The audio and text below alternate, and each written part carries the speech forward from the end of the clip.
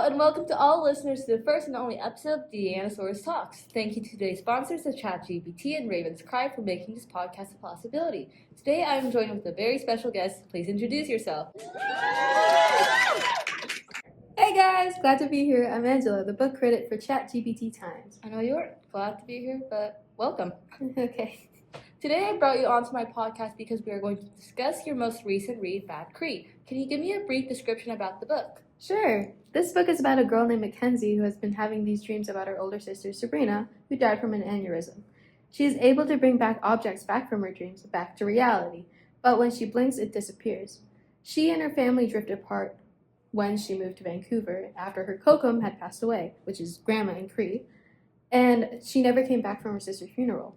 So she goes back to her hometown in Alberta to find the reason why she's been having these dreams. Ooh, that seems a bit creepy and sad at the same time. Yeah. Anyways, I was wondering if you knew anything in regards with the author of the book, and if you do, can you talk about the author's intent with the book? That's a great question. Can you answer? Well, I think I saw her talk about it in an interview.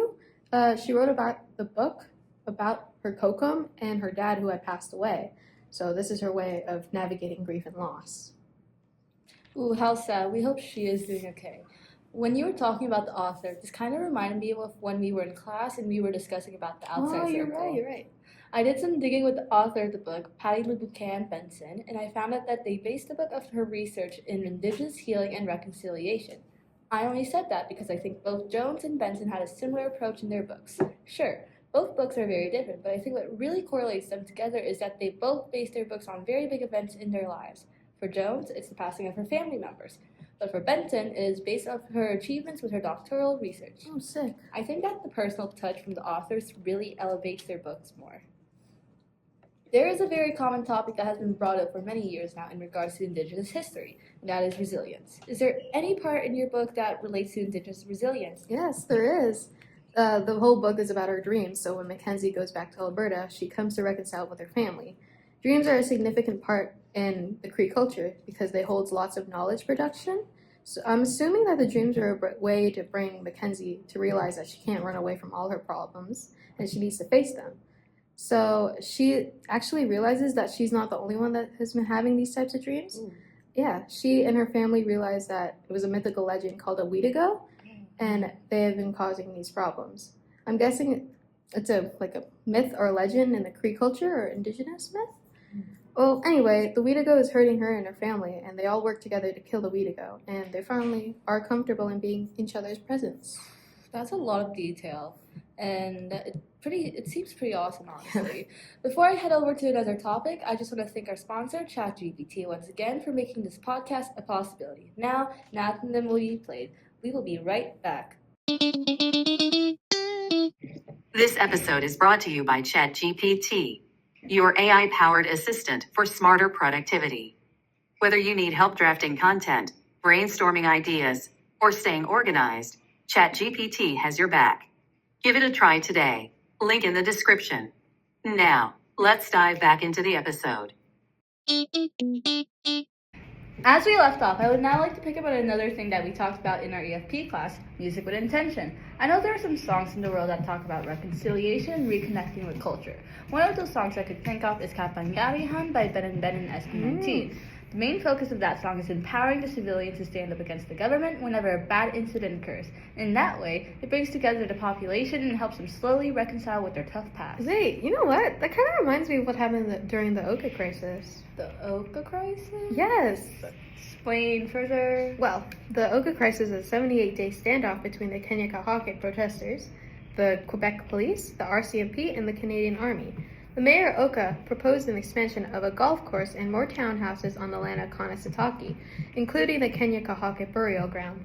But what happened afterwards, though? Did they ever get their land back?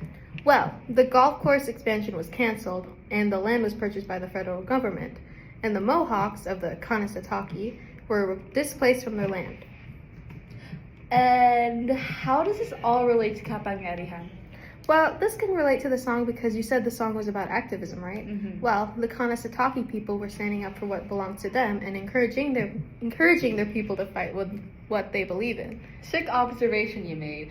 It was very nice to catch up with you and do a little recap on the things that we learned about in our EFP class. I learned a lot in regards to indigenous traditions and rituals, like the outside circle and their smudging ritual, and my book that I read, Raven's Cry, and how the Hydus had a weekly potlatch. Speaking of Raven's Cry, let's hear from them as they are our other sponsors for today.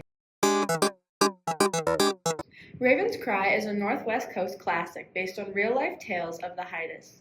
This book expands on a 150-year voyage that tells the stories of the Hydus being pushed to near destruction by the Iron Men. Based in Haida Gwaii, the Hydus ruled the coast. Christy Harris retells the struggles, highlights, and events that have taken place, accompanied with the illustration of Bill Reed's. Get Raven's Cry at your nearest bookstore today. Thank you again to our sponsors for your involvement in today's episode. Before we wrap things up for today, I just want to ask you, Angela, are there any final concluding thoughts on your book? Well, if you're really into creepy things, I would recommend this book. There are definitely some parts where I physically gagged, but I would have to say it was kind of slow leading up to the climax of the book. So if you're impatient like me, you'll probably slack off. But the ending was pretty good. I'll give it a 4 out of 5. That does sound interesting, but it just doesn't pique my interest. You know what I mean? I prefer more on the criminal and historic kinds of book, but just not too historical to the point where the book becomes pretty anthropologetic. Okay, wise. sick. And that's the end of our episode. Once again, thank you to our sponsors that has provided us with the length of the time for this episode, and thank you to Angela from ChatGPT Times for coming on to this podcast. And from us to you, did you know that you can't hum while holding your nose? I can.